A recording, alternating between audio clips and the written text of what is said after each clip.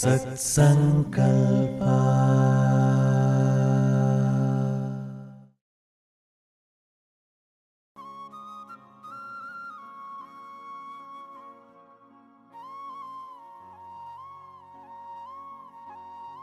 Namaste everyone.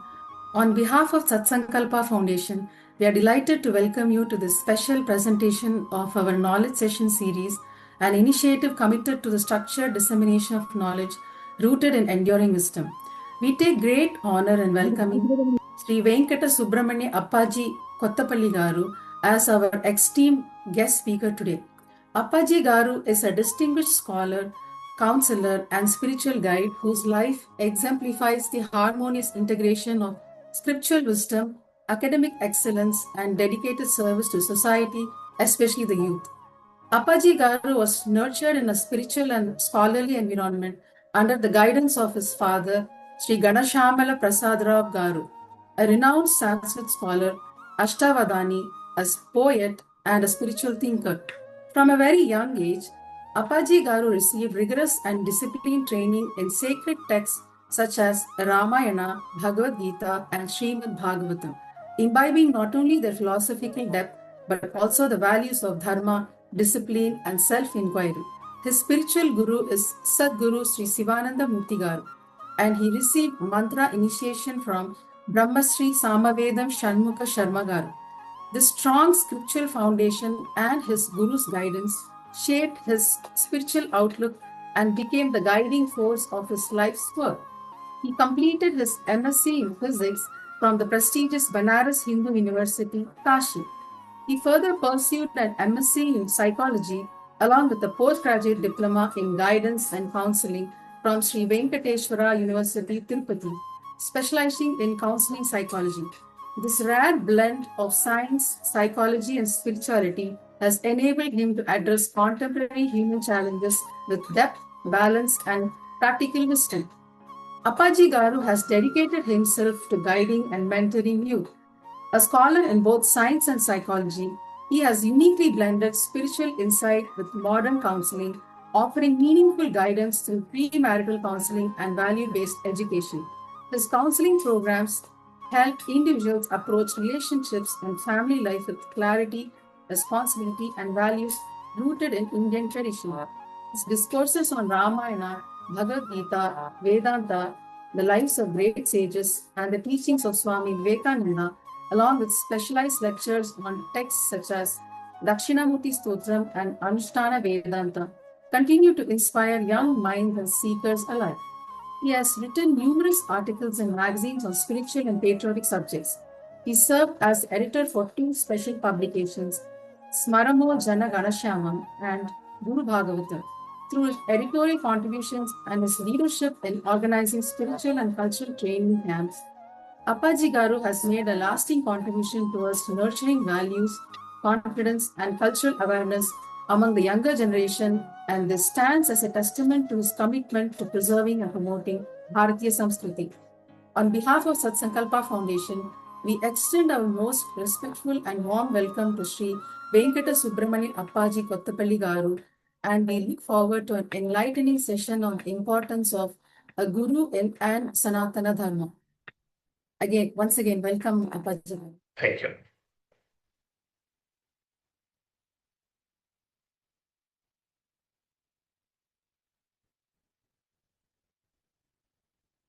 Sangachatvam samvatatvam samvo manamsi janatam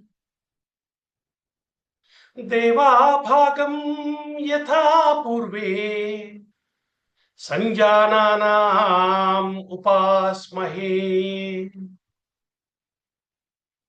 yontah pravishya mama vachamimam prasuptam Sanjeevayathyakhila Shaktidhara Svathamna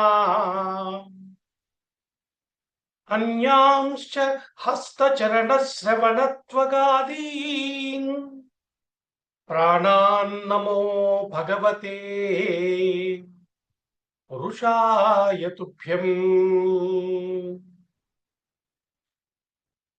शरीरं त्वदीयं मनोऽपि त्वदीयम् आत्मा त्वदीयं च प्राणं त्वदीयम्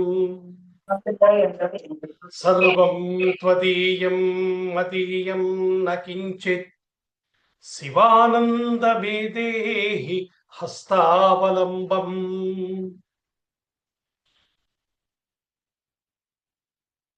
श्री गुरुभ्यो नमः शिवाय गुरवे नमः मूकं करोति वाचालं पंगुं लंघयते गिरिं यत्कृपातमहं वन्दे परमानन्दमाधवम्. Beloved Guru Dampati, Srimati and Sri Sridharji, all brothers and sisters of Satsankalpa Foundation, other sadhakas in this meeting, today, namaskaram to all of you. At the outset, I thank you all for the opportunity given to me to say a few words about Sanathana Dharma and role of a Guru.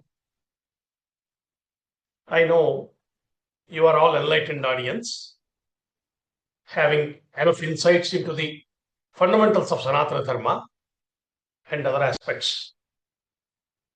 In fact, I appreciate you for this initiative of conducting knowledge sessions, because this essential knowledge for conducting lives has no place anywhere in our curriculum today. The only place to get such inputs is a satsangam of this sort.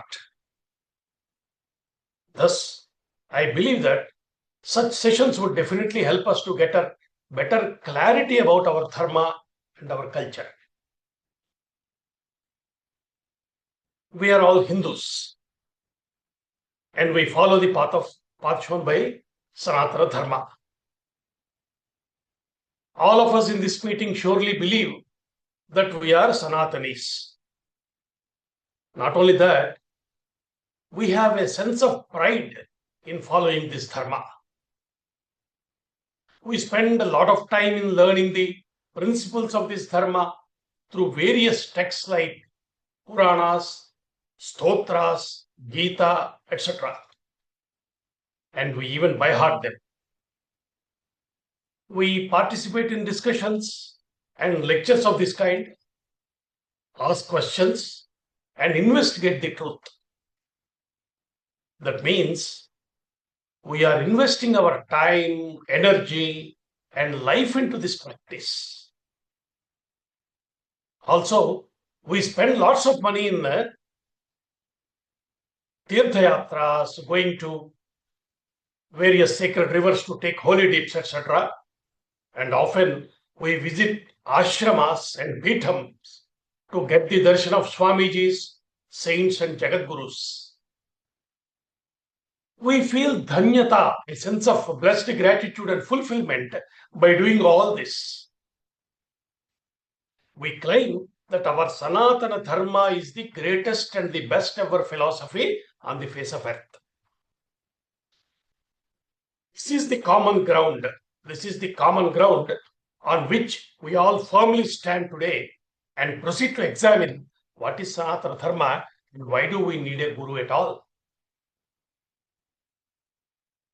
Sanatana Dharma or Hindu Dharma is as big as Hindu Mahasamudra. And when did it start? Right at the time of creation of this universe. That is the answer. And it is not dependent on one sacred text or one preacher or prophet. Sanatanam means Shashvatam, that is eternal. And it is permanent and relevant to all times also. That is the meaning of it. And as you know, this is not a religion in the sense that if you see, every religion has a sacred text and a preacher or prophet. Whatever the preacher says, it is final and binding on all the followers of that particular religion. Here in Sanatana Dharma, we have many and multiple sacred texts to follow. And we do not have a preacher or a prophet. Ishvara himself is the preacher to this dharma. Here we are calling it as dharma. So what is the meaning of it? Dharma means natural, inherent, all-pervading principles that are governing the universe at large. This is almost, you can take it as the definition for it. Thus, this Sanatana Dharma is not dependent on any one or few preachers or texts. This is the first clarity we are having. And now, let's understand Dharma. It is said that Dharana Dharmam Ichchahu means that which holds the universe together and is responsible for its operation is Dharma. To give an example, if you see a running train, the whole movement of the train is dependent on two rails. Those two rails are responsible for the smooth movement of the train, isn't it? So such is Dharma to the world. In fact, explaining what is Sanatana Dharma is like showing a huge mountain in a small mirror to you. Still, I'll just make an attempt of my own. Now, how to understand this Sanatana Dharma? There are three important sources on which we can depend on to understand Sanatana Dharma. First source is Vedas. The word Ved means knowledge. This Vedas means source of knowledge. This is how we can say that. Vedokhilam Dharmamulam. Vedas are the fundamental and primary source of knowledge called Sanatana Dharma. Then the immediate question comes, who wrote Vedas? Isn't it? Vedas are not written texts, but they are apaurusheyas. That's how it is told to us. Apaurusheya means not through any Purusha or not written by any Purusha. They are held by our rishis when they are in the deep penance. This deep penance or tapas is what we shall understand carefully. It is a superior way to access the universal knowledge. Tapas is the superior way to access that knowledge. In general, all the knowledge we get today is only through our five senses. We know this. We hear, we touch, we speak, we taste. Like this, that's how the knowledge comes to us. But there is knowledge in this universe which is beyond our experience and five senses. Right? It is but a deep subject, and now I am not going into it, but that knowledge which is beyond our experience and five senses, that knowledge is called Atindriya Prajna or Atindriya Jnanam. Though Vedas are the source of such fundamental universal knowledge and truths, seen or experienced by rishis through their tapas. This is again the definition of Vedas, you can take it that way. Vedas are the source of such fundamental universal knowledge and truths, seen or experienced by rishis through their tapas and penance. Tapas is the only way to access that knowledge.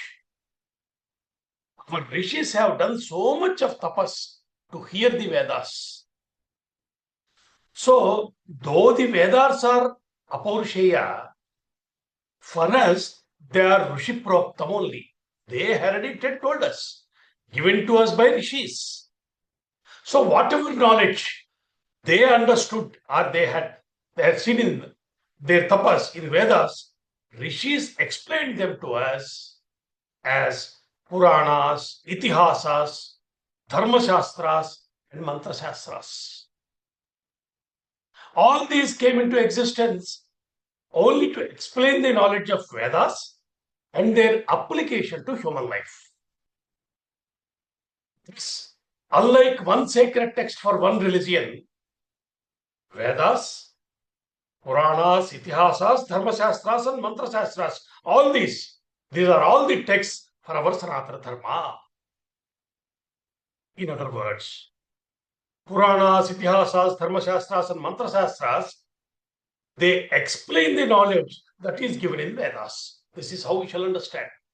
So Vedas are the primary source, and all other four came to explain that knowledge in detail to us. Here, if you observe, we are using the word Shastra, means science, means which is not based on just belief.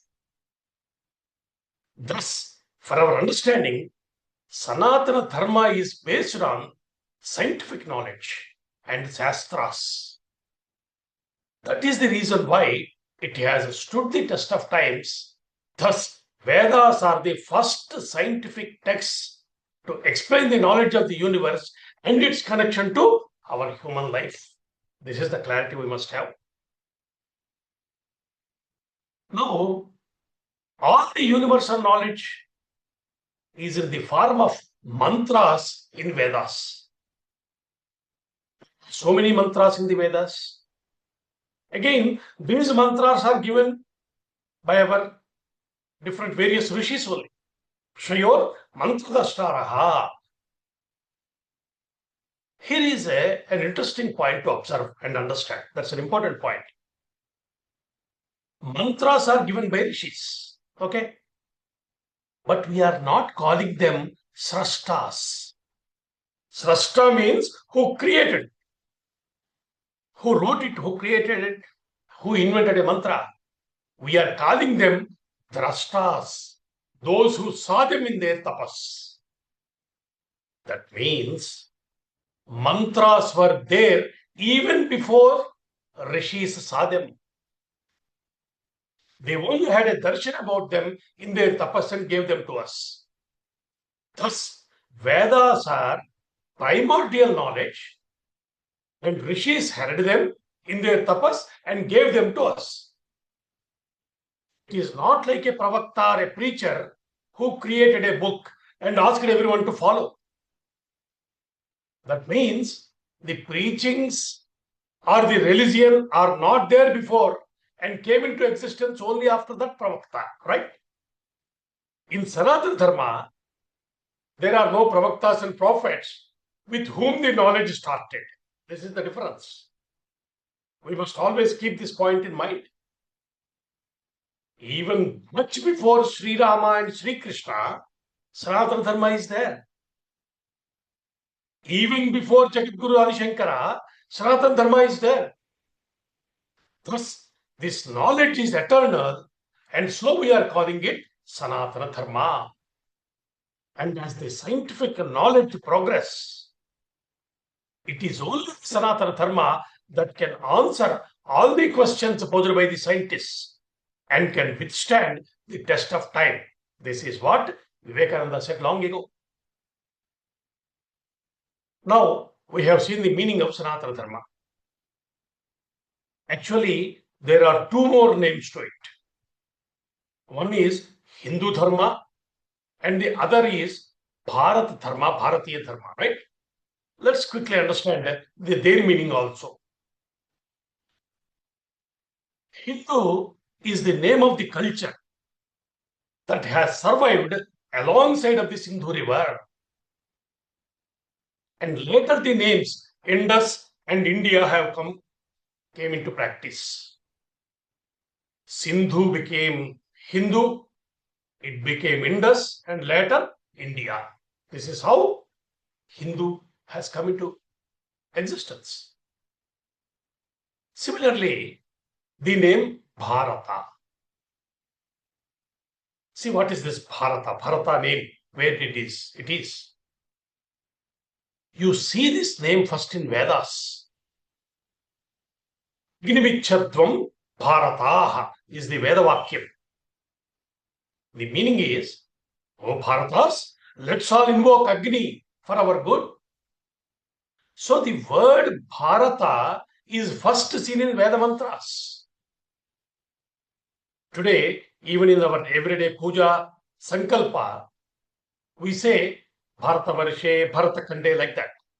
So these mantras, they are very ancient, and Bharata name exists from that.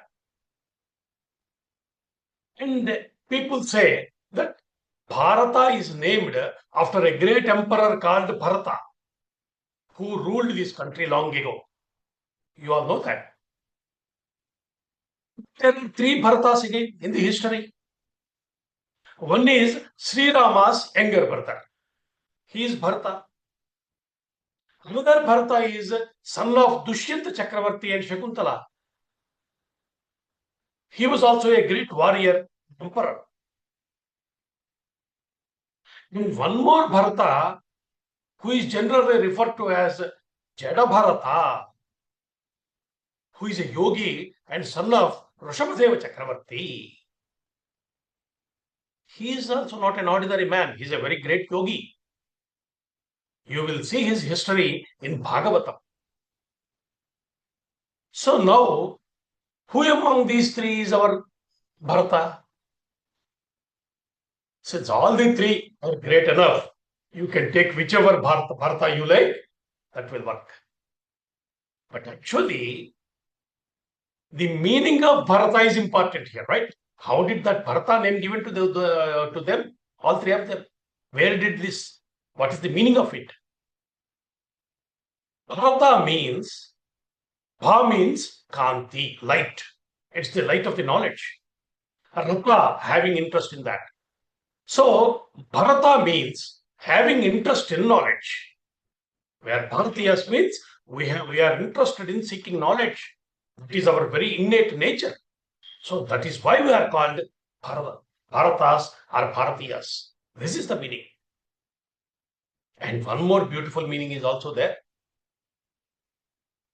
It says, Bharatva, Ramanatva, Bharataha. He who does two things, Bharatva and Ramanatva.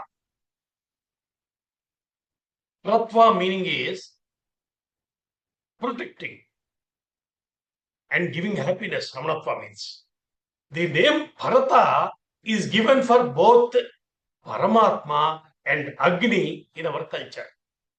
See, this protecting and giving happiness, these two qualities are of Paramatma, Ishvara. So, Bharata means Ishvara and Agni. Those who invoke Ishvara are Bharatiyas, and those who invoke Agni through Yajnam are Bharatiyas. So thus came the name Bharata. So this much of clarity we must all have about our name. Sanatana Dharma, Bharatiyata and Hindutva. So we try to understand the meanings of them. But here, the word dharma is very important.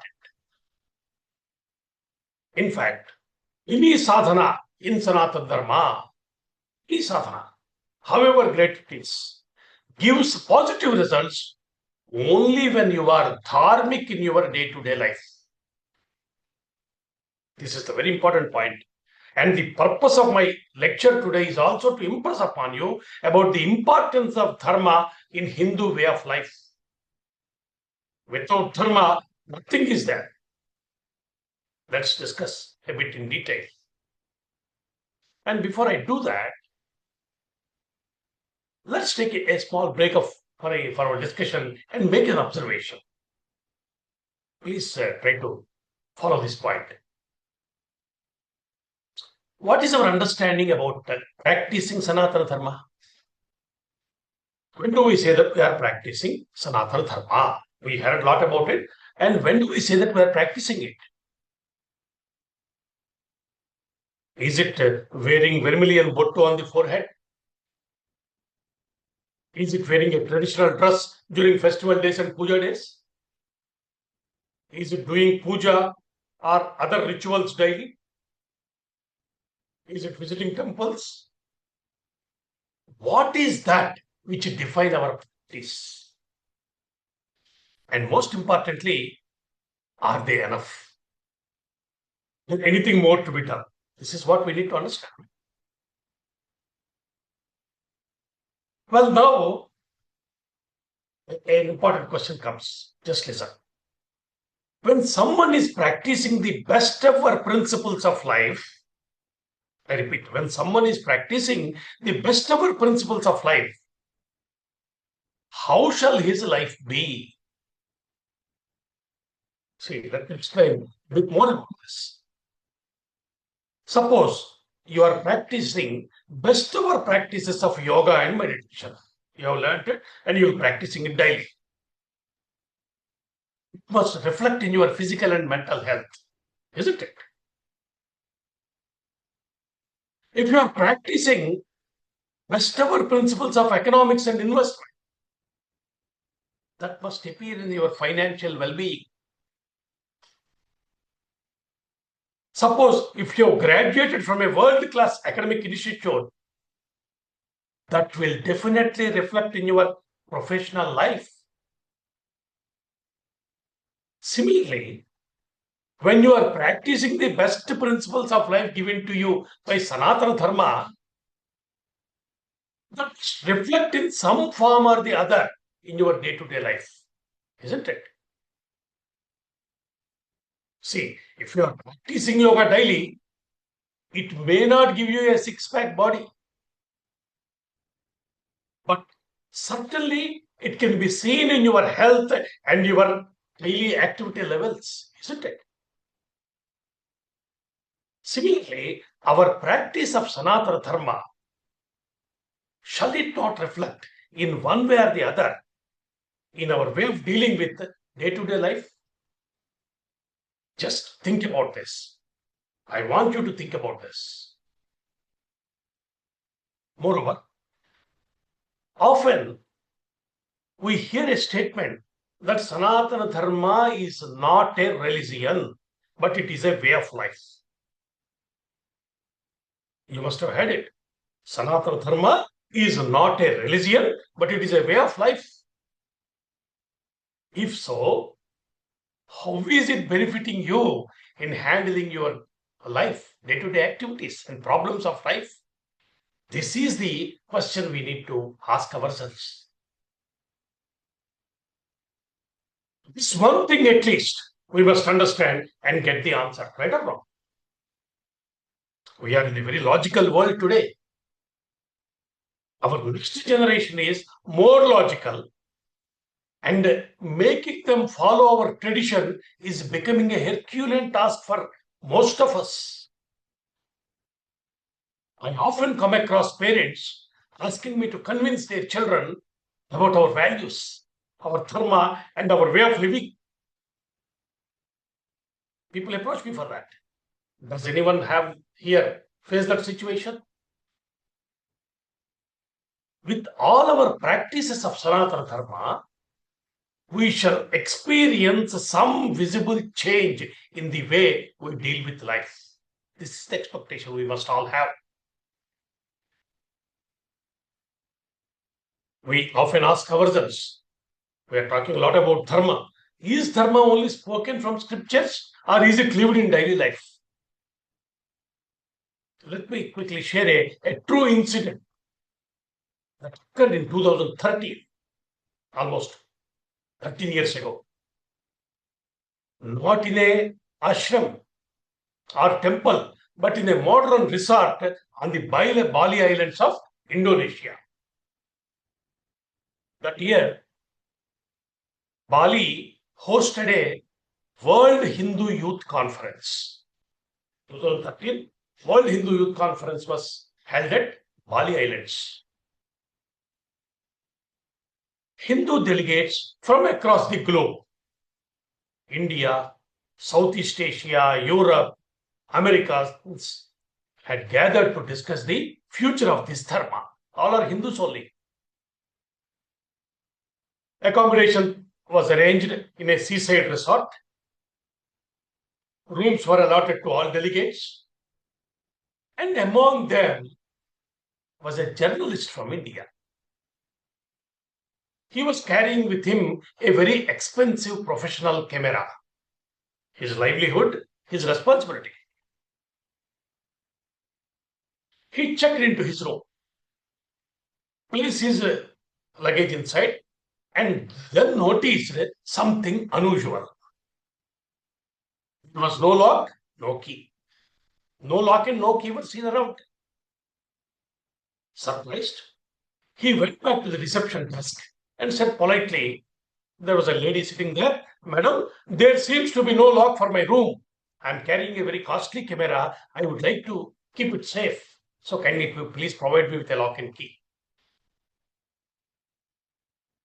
The lady at the reception looked at him, not defensively, not apologetically, but with gentle surprise.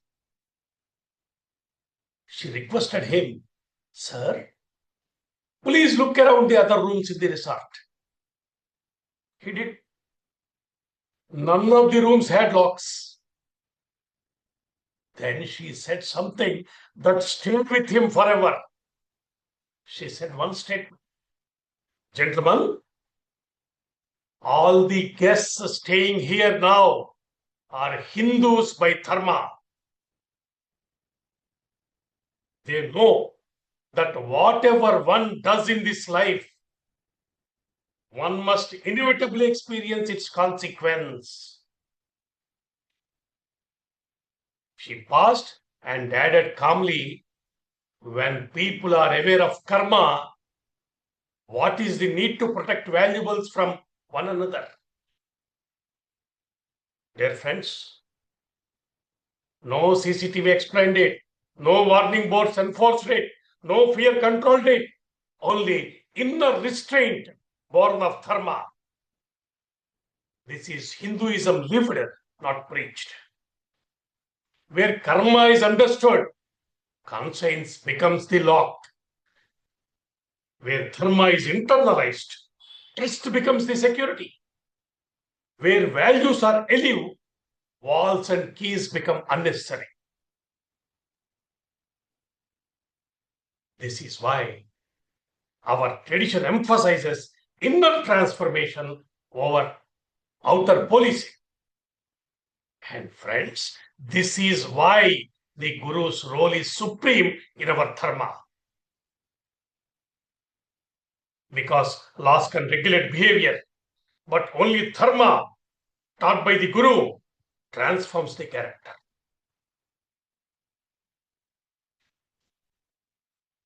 Here is one more aspect to this. The concept of God is there in almost all the religions. All religions worship their God in their own way.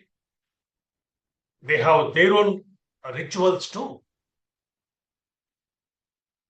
And they too have their own explanations to questions like what happens after death, etc. So those who believe in God follow some religion and reach Him ultimately. This is the model. Then, how are we different? Is it not the right question? How are we different? The difference lies in the goal. The difference lies in the goal. Our goal is totally different as compared to any other religion on the earth. What is that goal? The answer is moksha. Moksha. That is to get relieved from the bondage of birth-death cycles. The knowledge of this goal is fundamental to our dharma. We must have complete clarity on this concept of moksha. Here, I'm not really going to explain what exactly the moksha is all about, but the basic requirement for moksha is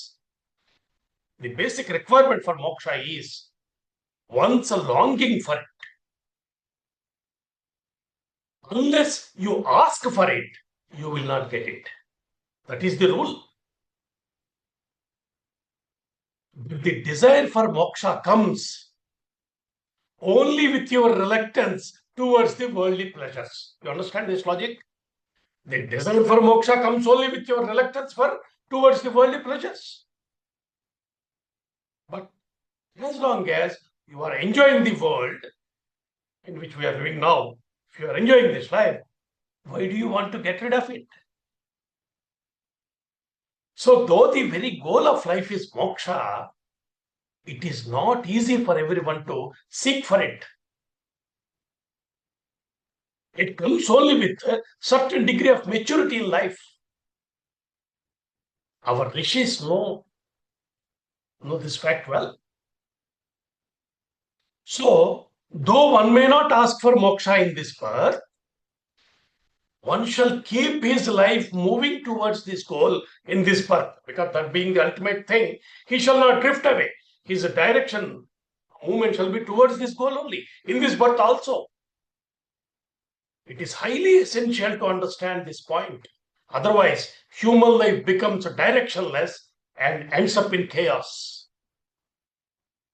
So, to make this process more simple and pragmatic, Sanatana Dharma keep Chaturveda Purusharthas as our life goal.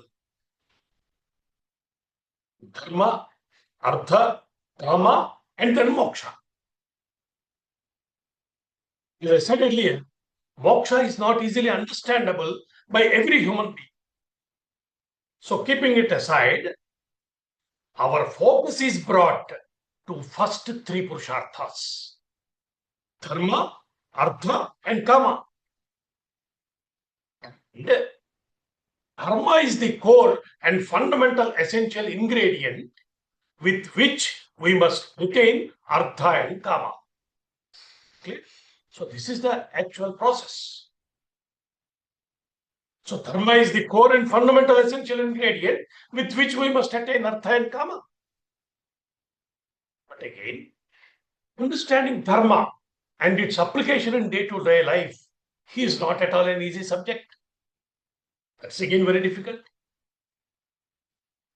Dharma as a concept is very subtle, sometimes abstract, and its application is very complex in nature. Sometimes killing is dharma, sometimes ahimsa is dharma. Sometimes dana is dharma, sometimes pratigraha is dharma. Sometimes uttering the truth is dharma, sometimes not saying it is dharma.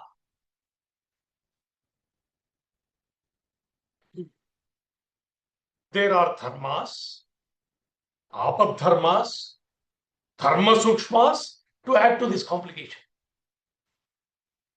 Thus, it has become an essential need for every human being to understand dharma in detail and its day-to-day application in human life. Since it is being a difficult task, somebody must come and explain it to us clearly. Because always keep one single rule in mind. As long as you are called yourself a Hindu, this thing we shall never forget. Without dharma in practice, Sanatana Dharma, Hindutva, Bharatiyata, all this have no meaning at all. This is the rule that we shall keep always in mind. You see how intelligently our rishis thought of inculcating the concept of dharma in the society at large. See how intelligent they are. So let's delve into that discussion now. See, our knowledge begins at Vedic mantras only, right? So there is a Vedic mantra. See, till now, mantras are certain Sanskrit lines that we generally do not understand, right? There is one Vedic mantra. Manurbhava janaya daivyam janam mano hasirabhino bhutya vrusha. This is from Rig Veda, 63rd Sukta in Mandala 10. First mantra in that Sukta.